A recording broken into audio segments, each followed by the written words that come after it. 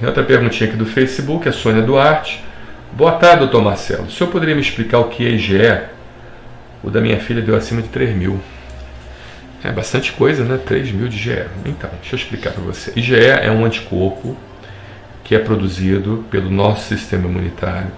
E esse anticorpo é o principal causador de alergia, chamada alergia do tipo 1.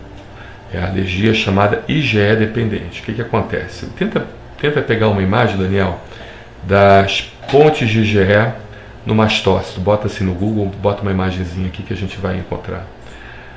Pontes de IgE no mastócito. Então, o IgE, dois anticorpos desse se ligam a uma célula, tá? E a porção Fc do anticorpo, ela se liga na célula e faz uma ponte, e essa ponte rompe a célula, liberando os mediadores inflamatórios, liberando histamina, liberando bradicinina, liberando vários tipos de mediadores inflamatórios, causando então os processos alérgicos do tipo 1, que são aqueles processos que causam coceira, que causam coriza, que causam secreção quando tosse, que causa vários outros tipos de problemas, tá? E que pode causar também a chamada anafilaxia ou choque anafilático. Então, quando o paciente tem uma anafilaxia, não necessariamente sempre, mas boa parte das anafilaxias, elas são dependentes de IgE. Existem outros tipos de mecanismos de ação para choque anafilático, mas boa parte das anafilaxias são dependentes de IgE. Realmente, então, mas não é só essa imagem não, são dois anticorpos, mas tudo bem. Então a gente tem as pulsões aí dos anticorpos, está muito técnico isso aqui. Depois é só você buscar a ação da IgE no mastócito, que você vai ver como é que funciona. Então, realmente é um nível bastante alto, né? Eu não sei que idade sua filha tem, mas isso é importante você falar junto com o médico que vai atendê-la.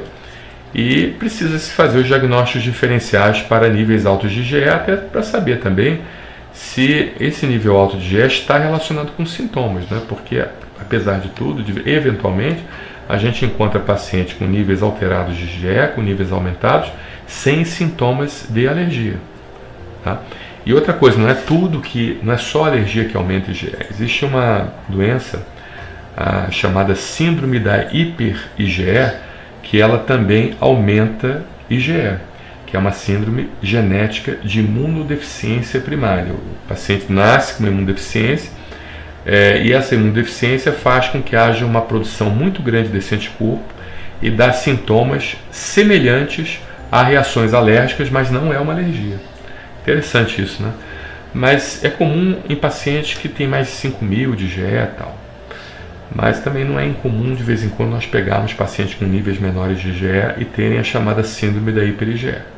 É um diagnóstico difícil, não é um diagnóstico fácil, você tem que cumprir vários parâmetros de protocolo para poder estar dentro dessa síndrome. É uma doença rara, então a grande maioria dos pacientes que tem aumento de IgE tem um processo alérgico realmente, mas é um diagnóstico a ser pensado, a chamada síndrome da hiper-IgE, principalmente em pacientes que não melhoram dos sintomas quando você inicia tratamento, tá?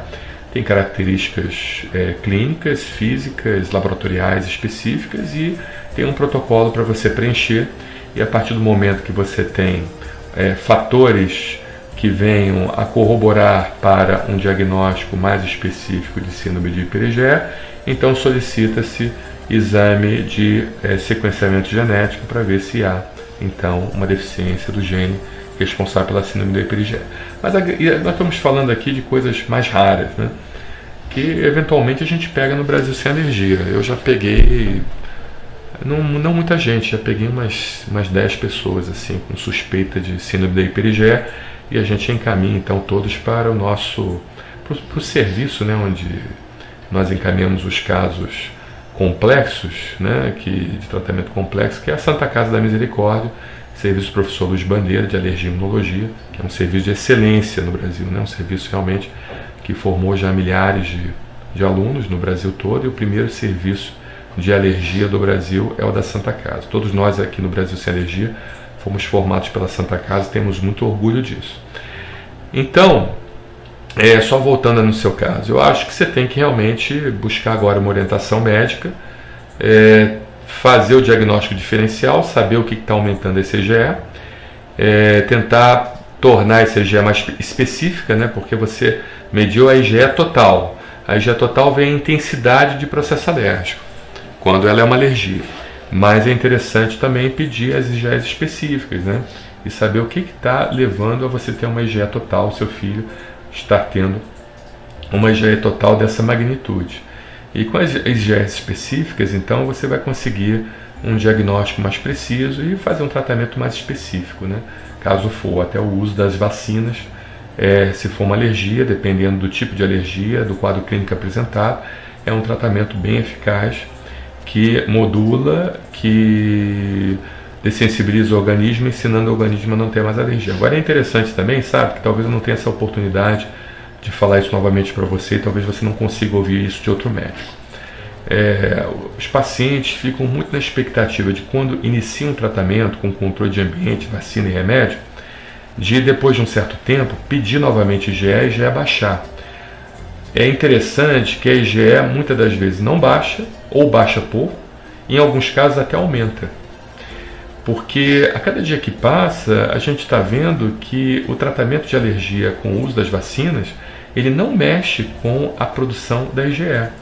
Ele mexe com a produção de anticorpos bloqueadores, que são produzidos pelas células TH2, os chamados IgG4, e mexe também com a produção de linfócitos T reguladores.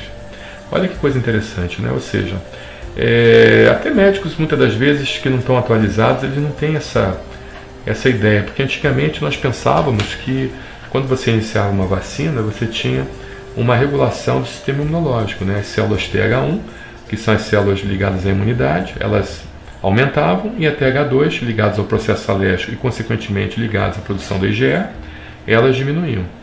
E assim, teoricamente, né, pela coerência, nós esperaríamos valores baixos de IgE depois do tratamento, né? Até porque o paciente que, quando inicia o tratamento com a vacina, ele melhora muito dos sintomas, né? E isso até é uma coisa ruim de um lado, porque ele inicia os 2 primeiros meses, 3 primeiros meses com a vacina e praticamente se sente curado, e depois nunca mais volta, e volta tudo de novo, né? E não dá um tratamento a longo prazo para criar memória imunológica. Então, o que acontece? Os pacientes antigamente, eles ficavam nessa expectativa, né? E quando pedia novamente, vinha um anticorpo ainda maior, ou igual, ou pouco menor, né? A chance de vir exatamente a mesma concentração, não exatamente a mesma concentração, porque os exames eles têm um índice de erro, né? Mas uma concentração muito semelhante era muito grande, né? Isso causava uma frustração do paciente, apesar do paciente ter melhorado clinicamente, né? Dos sintomas respiratórios, dermatológicos e vários outros sintomas, né? Por acaso o paciente vinha apresentar, tá bom? Então é uma dica que eu te dou, eu acho que você aprendeu bastante com esse vídeo. É um vídeo bem interessante esse, porque a gente conseguiu falar muita coisa. Então, se por acaso você gostou, compartilha ele, né? Compartilhe com seus amigos, que vai ajudar muita gente a tirarem dúvidas, né, em relação a esse problema, tá bom? E procure um médico alergista, né, para que ele possa fazer um diagnóstico diferencial, sabendo se realmente é uma doença alérgica ou se é uma síndrome da hiper-IgE. Tá? A grande maioria das vezes não é doença rara, a grande maioria das vezes é doença simples mesmo, como alergias, tá bom? Um abraço, obrigado pela sua pergunta.